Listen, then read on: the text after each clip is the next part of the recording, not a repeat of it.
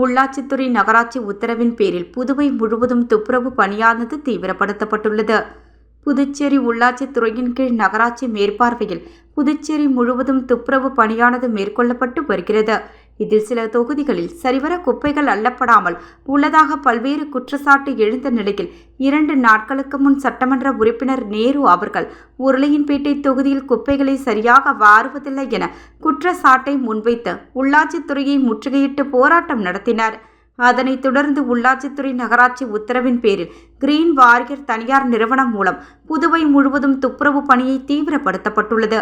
இதனால் புதுச்சேரி முழுவதும் உள்ள பகுதிகளில் கிரீன் வாரியர் ஊழியர்களால் மக்களுக்கு சிரமம் இல்லாமல் வாய்க்கால்கள் அடைப்பு எடுப்பது, குப்பைகளை வாருவது என ஊழியர்கள் தங்களது வேலைகளை தீவிரப்படுத்தி உள்ளனர்.